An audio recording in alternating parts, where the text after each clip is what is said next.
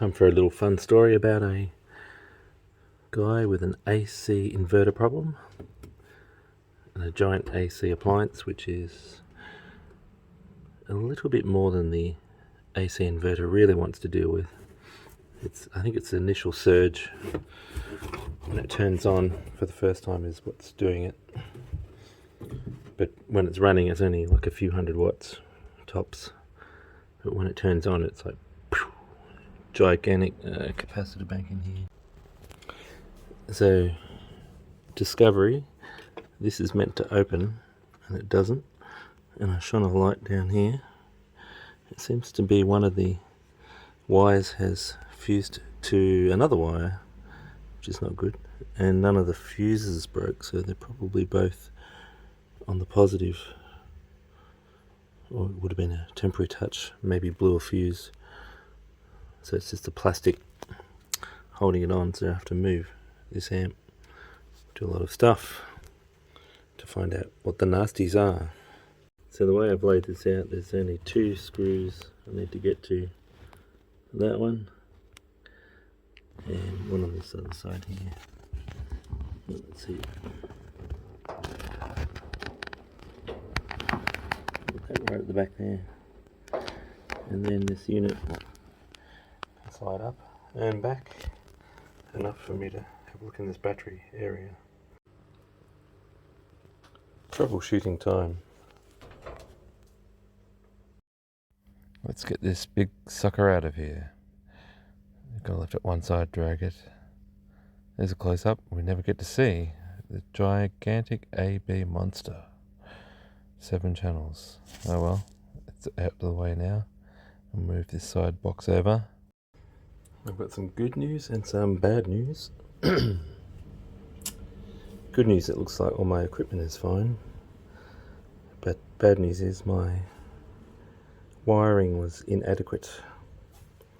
This terminal that just is like a straight through from an 8 gauge to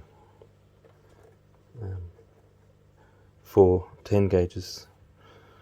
Looks like it heated up. It may have even been this piece of metal I have going between these two fuse blocks and that distribution block, but it's lost its contact. May have been arcing, but definitely hot enough to make that plastic melt. And it touched this other cable here, so it's just melted plastic.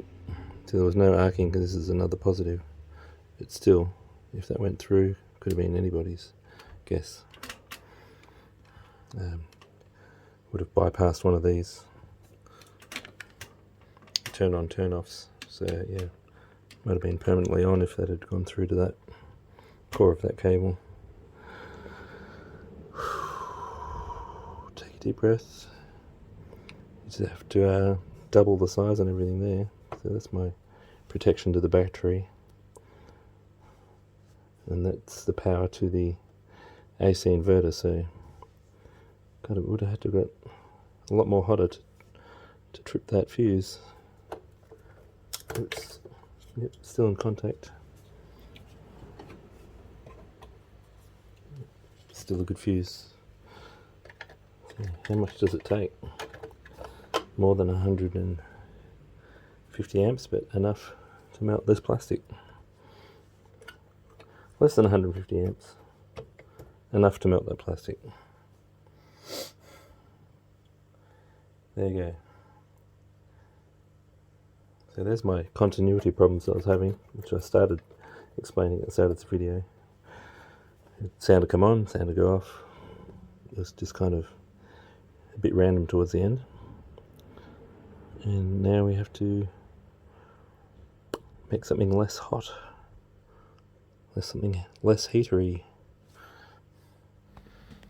Now I've thought about editing all this down and leaving all my rambling out, but I just thought I'd leave all my rambling in because at the end of the day we're all hobbyists and we're all in this together to learn something, and I think that one little grub screw in there was the problem and just caused a very large resistance for that current to go through.